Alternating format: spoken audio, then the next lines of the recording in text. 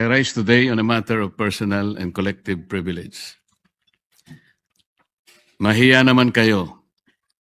These are the very exact words uttered by the President 8 months ago. Yes, Mr. President, walong buwan na mula nang tumambad sa sambayanang Pilipino at sa buong mundo ang malawakang anomalya at korupsyon sa likod ng mga flood control projects. Pagkatapos ng 8 buwan, natukoy na ba kung sino ang mga walang hiya? Since the first Blue Ribbon hearing last August 19, 2025, the public has watched closely, anticipating the outcome of our inquiries and investigations. The demand for transparency and accountability did not subside. It has only grown louder. Despite the increasing public clamor for transparency and accountability, we are stuck in a maze of indecision and complacency, waiting for a report that has long been overdue. Mr. President, as early as December of last year, the minority submitted its observations, findings, and recommendations based on the initial 6 public hearings of the Blue Ribbon Committee and labeled it a minority report, for lack of a better term. Let me be clear, it was not intended to disrespect the committee nor the Senate as a body. Fully aware of the hearings on the flood control anomalies that had not concluded, and in the absence of a committee report, the public has long been waiting. The report was not filed with the bills and index, but coursed through the office of the Senate President, hoping for proper disposition. The minority report was initiated out of our solemn duty to the Filipino people who were eagerly awaiting and demanding for the Senate's decisive action on the nationwide flood control scandal.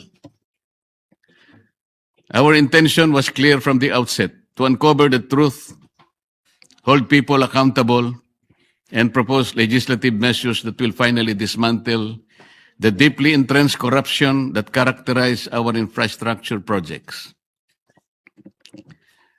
Ladies and gentlemen of this chamber, the people have waited long enough. It has been 7 months since the first Blue Ribbon hearing. For far too long, the public have been agitated, disgusted, and tormented by the thought that more than 1 trillion pesos have been openly looted from the National Treasury. Yet to this day, no one has been held accountable except for the small fry. In several instances and interviews, the chairman of the Blue Ribbon Committee has said that a partial committee report is to be released. Last November 24, 2025, the chair stated in an interview, and I quote, "Magsasubmit kami ng partial committee report based on info so far gathered during the previous hearing." Natapos ang Disyembre 2025, walang report. Then on January 14, 2026, during the kapihan sa Senado, another statement was made that the report was still being drafted by his staff, even chiding them for being inept. Are we supposed to depend solely on the capacity and perhaps the willingness of our staff to produce a report that the Filipino people have been waiting for? A report that is not merely a formality but a duty we owe to the public we serve. It was out of exasperation that on January 20, 2026, we took it upon ourselves to formally release the minority report in a press conference to prevent the findings of our inquiry from being stalled while the public continues to wait for answers. Yet again, on January 26, 2026, the chairman once again said that BRC's partial committee report was almost finished. Mr. President, the minority report was not done half-heartedly, nor was it done out of disregard for this institution. It was done because the Filipino people have been waiting for this chamber to tell them what has been found. The submission of a minority report therefore served a simple yet necessary and urgent purpose: to let our people know that something has been done, at least from our side. Sadly, after the minority's press conference, Said report was vilified without even the courtesy of reading it. The BRC chairman was even blunt when he said that the place for the minority report is the trash bin. Sa basurahan, a submission anchored in the same hearings, 3 of which he actually presided, the same resource persons, and the same affidavits. Masasabi ba niyang pangbasura lang din ang lahat ng iyon? Kung itatapon sa basurahan ang ulat na ito, hindi ba't para na rin nating itinapon ang lahat ng ebidensya kasama na ang 2 privilege speeches niya na ginamit sa minority report? With due respect, the Senate was never meant to be a place where inconvenient findings are thrown into the trash bin just because they challenge the preferred narrative. The minority report exposes how ghost and defective blood control projects stem from systemic corruption embedded in the country's infrastructure planning, budgeting, and implementation processes. It unraveled a corrupt monitoring and quality control system that gave way to a normalized system of kickbacks, rigged bidding, and budget insertions involving lawmakers, DPWH officials, and favored contractors, even as it recommended comprehensive reforms through proposed measures to address the issues across all stages of project implementation. Finally, the minority report raised serious concerns about veering away from the initial course of investigation, from pursuing major perpetrators to selective summoning of witnesses, intimidation or discrediting of whistleblowers, and the failure to summon key political figures. This shift will undermine public trust and weaken the truth-seeking function of the Blue Ribbon Committee. As we have witnessed, after the testimony of ex-Marine Sergeant Orly Gutesa, there has been a month-long halt in the investigation, giving the persons mentioned by him, John Paul Estrada and Mark Tiksay, to flee the country to parts unknown. The resignation of BRC chairman that followed already changed the narrative. Gutesa, the only witness who connected the money trail from Saldico to Martin Romualdez, was painted to have faked his notarized sworn statement. Siya pa ang tinakot kasuhan ng falsification of public documents at perjury. To rectify this, Mr. President, I just filed a disbarment complaint against Attorney Espera and administrative complaint against Executive Judge Season of Manila RTC. Meanwhile, on February 11, 2026, my office received what appears to be a draft report from the Blue Ribbon Committee, which can only assume to have originated either from the chairman's office or from the Blue Ribbon Committee which he chairs. What was transmitted to us, Mr. President, was a link to a PDF document bearing a watermark OS Marcoleta across each and every page. Yet the said partial report does not bear the signature of the chairman, a formality ordinarily expected of any report issued by a committee, particularly from the Blue Ribbon Committee. Given the circumstances, the status of the Blue Ribbon partial report is unclear, and it could easily be disowned or disavowed at a later time. In light of this, Mr. President, guidance is respectfully sought on how such a document should be properly regarded by this body. The same people were hell-bent on criticizing the manner by which the minority report was submitted. Yet they have no qualms circulating a supposed committee report in a manner that lacks even the most basic formalities expected of an official document of this institution. Maybe because of the following observed weaknesses. In the BRC chairman's interview with Dos por Dos on DCRH as early as July 31, 2025, he alleged that there are at least 60 sitting congressmen who also acted as contractors of infrastructure projects in their own districts. In a press conference and in a press release dated August 10, 2025, posted on the Senate website, the BRC chairman disclosed that House members called him and that he had a list of 67 congressmen who were contractors. Yet he did not summon them to any BRC hearing. Why did he not name them, to be fair to the rest of the members of the House of Representatives? In the sworn statement of the Diskaya, 17 congressmen were also mentioned.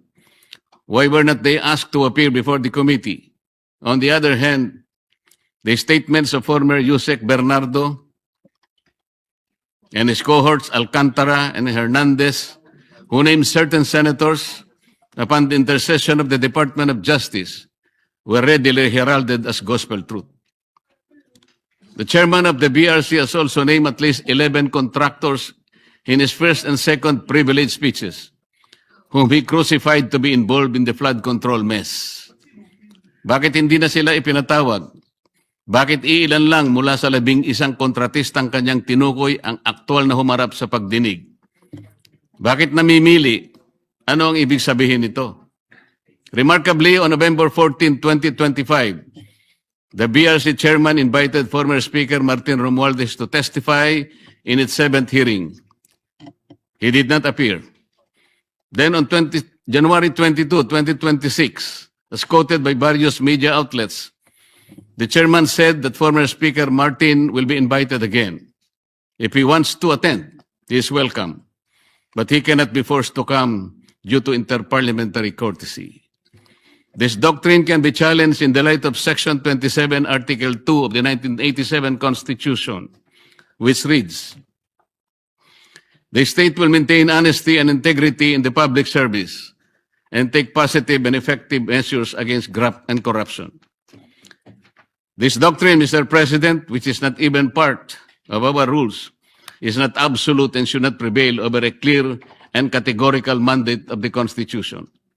The members of Congress have no immunity from investigation, subpoena, or public scrutiny. If anything, those who occupy the highest offices in the government must be the first to answer, not the last to be asked.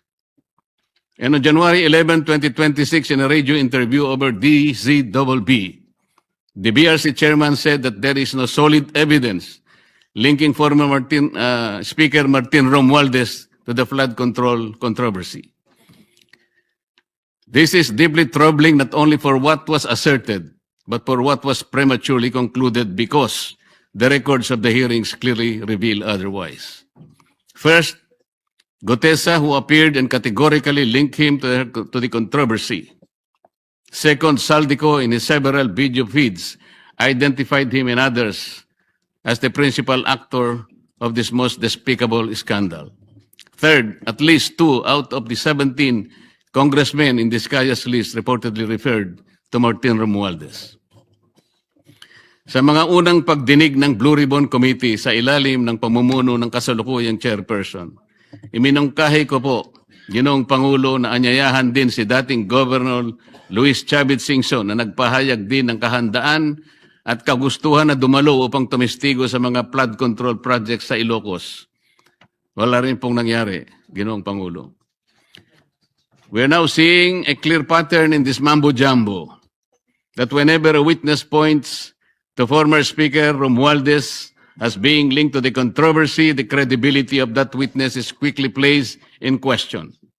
In an ambush interview at the Senate on November 14, 2025, by various media outlets, the BRC chairman clarified that a remote sworn testimony will be allowed only if Saldico appears before Philippine Embassy or Consulate, and a request for a Zoom meeting under oath will be valid. First, Saldico fears for his life and therefore he cannot go to any Philippine embassy. Kung si Gutesa nga ay bigla na lang naglaho na parang bula. Sa halip na suportahan at pakinggan ang mga naglalantad ng katotohanan, sila'y pinababayaan at nailalagay pa sa panganib.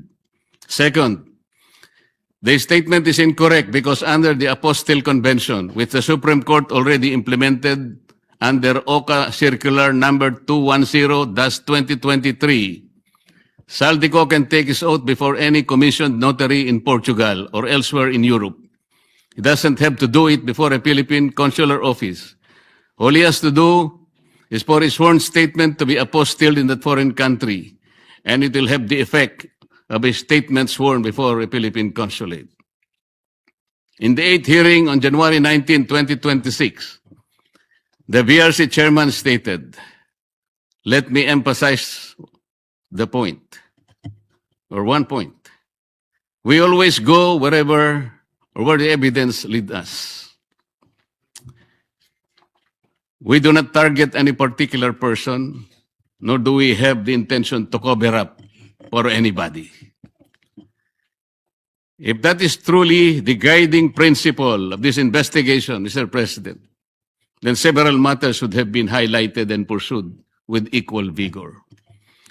For instance, on November 18, 2025, he made a revelation during the plenary debates of the 2026 budget on general principles in the presence of DBCC officials. Sinabi niya na base sa usapan nila ni Yusek Bernardo, meron siyang may mga taong nagne-name drop sa Pangulo, tulad ni na Yusek Adrian Bersamin at Yusek Traidgib Olaybar, na nagutos kay Saldico na ipasok sa BICAM yung insertions ng 100 billion.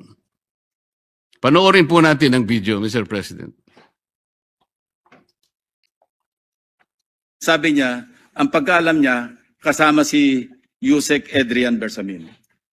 8 billion pesos, Mr. President, in at least 10 deliveries. The modus that yung arrangement nila is, may tigisa silang armored van.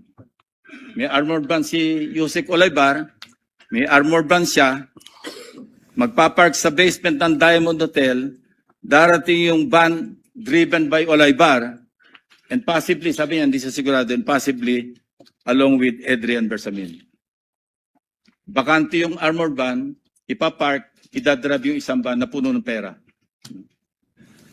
Ranging from 800 million hanggang 2 billion. Umabot ng 2 billion only because sometime in March, yung kanyang date na sinasabi from, I think, March hanggang April, yung delivery. Very good nga raw siya, sabi ni Yusek Olaybar, kasi nakakapag-deliver. Ang biggest kasi naipon, because March 11, Ngunit kailanman ay hindi po naimbitahan si Yusek Adrian Bersamin upang harapin at linawin ang akusasyong ito na mismong chairman pa ang nagsiwalat sa plenaryo. Earlier, on November 14, 2025, in an ambush interview, he already disputed the statement of Saldico about the alleged 100 billion insertions allegedly made by the President in the BICAM. Ang malinaw rito, Mr. President, ay magkakaibang pahayag at pagkakaunawa sa parehong issue. Isang senyalis ng kontradiksyon na posibleng pagmamanipula na dapat sana'y malinaw at tapat sa publiko. This becomes particularly concerning in light of the second supplemental affidavit of former DPWH Undersecretary Roberto Bernardo dated November 10, 2025, where he disclosed that he handled 5 billion worth of projects for former DPWH Secretary Manuel Bunoan each year from 2023, 24 to 25, with kickbacks of 15% therefrom. From this kickback, 75% will be shared by Bunoan and Cabral. The 25% goes to Bernardo. Pinayagan din ng chairman ng BRC ang pakikialam ng DOJ sa mga pagdinig, lalo na sa pagpili ng mga gagawing testigo sa ilalim ng Witness Protection Program. Ito ay sa pamamagitan ng sapilitang pagre-require ng restitution na hindi naman hinihingi ng batas. Hindi rin po binigyan ng pansin ang mga naging kaganapan sa number 30 Tamarin Street, South Forbes, na binigyang diin ni Saldico sa isa sa marami niyang video revelations. Sinabi ni Saldico na nag-deliver siya ng 1 billion sa lugar na yon. 200 million noong December 2, 2025 at 800 million noong December 5, 2025. Ayon po kay Saldico, ang paghahatid ng 200 million ay ginamitan ng isang Grandia Elite. Yun namang 800 million ay ginamitan ng dalawang Grandia Elite. Ang mga ito ay tinanggap di umano ni Yusek Jojo Cadiz sakay ng kanyang Toyota Fortuner kasama ang kanyang driver. Ang mga perang ito ay inihatid daw sa bahay ng Pangulo sa Naray Street gamit ang mga nabanggit na mga sasakyan. Ang dami pong dapat inimbitahan upang linawin at maimbestigahan ang bagay na ito.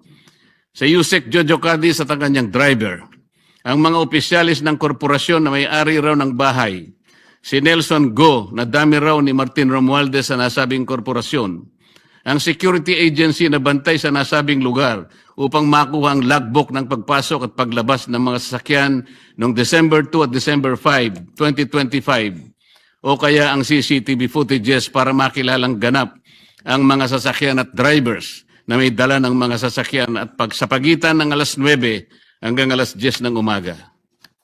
Sa halip, ang tinawag po ay dalawang babae na nagtakip pa ng mukha at hindi nagbigay ng sworn statement sa mga miyembro ng BRC.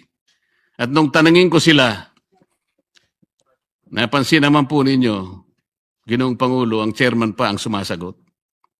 Given the seriousness of these allegations, one cannot help but ask, why has Yusek Cadiz not yet been invited to testify before the BRC? The public deserves answers, but some key witnesses remain uninvited. In the same second supplemental affidavit of Bernardo, he further alleged that at least 5 cabinet secretaries and several undersecretaries had allocables recorded in what has come to be known as the Cabral files. On December 27, 2025, in a radio interview over DWIC, the BRC chairman echoed Bernardo's statement. At least 5 cabinet secretaries and some undersecretaries had allocables amounting to billions in the controversial 2025 budget. But the only names revealed were former DPWH Secretary Manuel Bonoan and former Executive Secretary Lucas Bersamin. Who are these other unnamed secretaries? And were they the same secretaries referred to by Bernardo in his second supplemental affidavit? We may never know because they were never invited in any of the proceedings, despite the chairman's apparent knowledge of who they were. So one cannot help but wonder if the chairman himself knew about their identities and their involvement in this whole mess. Why were they not summoned in the succeeding Senate investigations? Why were certain individuals being shielded from scrutiny? Is there someone up there who would have been implicated or whose name would have been inevitably exposed had they been made to appear before the Senate? Mr. President, the matter does not end here. On February 24, 2026, a press conference was held in which one attorney Levy Baligod presented a joint affidavit from 18 former members of the Philippine Marine Corps, a former enlisted personnel of the Philippine Army, and a reservist of the Philippine Army.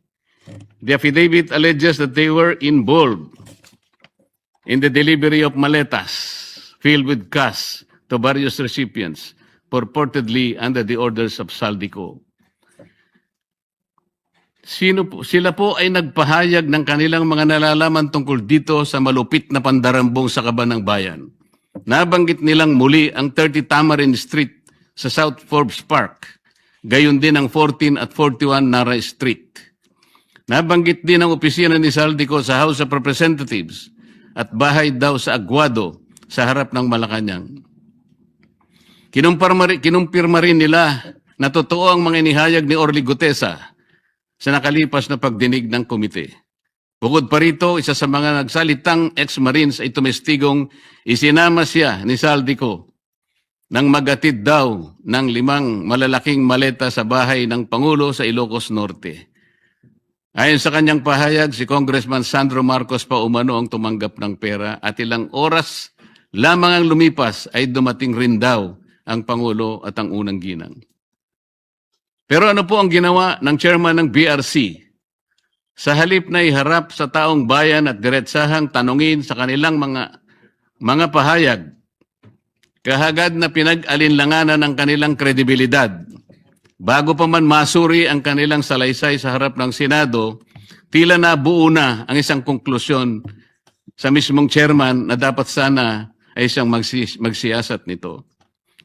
Ipinagkibit-balikat na lamang ang kanilang mga salaysay nang hindi man lang binigyan ng oportunidad na sumagot sa mga konklusyon at teorya. Kung ang kanilang mga pahayag ay hindi kapani-paniwala, lalong nararapat na sila'y paharapin sa isang formal at pagdinig upang doon mismo masubok ang kanilang inihayag. Ang chairman po ba ng BRC ang dapat magpasya kung sino ang dapat ipatawag sa pagdinig kung 20 ang bilang ng miyembro ng Blue Ribbon Committee? Nakonsulta po bang isa-isa ang mga miyembro ng BRC? Kinausap po ba, halimbawa, si Senador Bam, si Senador Kiko, si Senadora Risa, Senador Gatchalian? Nagkaroon po ba ng caucus? Nagkaroon po ba ng hearing man lang para pagpasyan po ang napakalaking bagay nito, Mr. President? Mr. President, sila ay matapang na nagsalita at handang tumestigo ayon sa kanilang nakita. Saksi sila sa kung saan at kanino dinala ang limpak-limpak na perang nakapaloob sa mga maleta, mga kahon at iba pang mga sisidlan na kanilang ginamit. Ano bang patunay pa ang dapat nilang ilabas para lamang sila'y inyong umpisahang pakinggan? O baka gusto nilang ang maliit pa ang magsalita?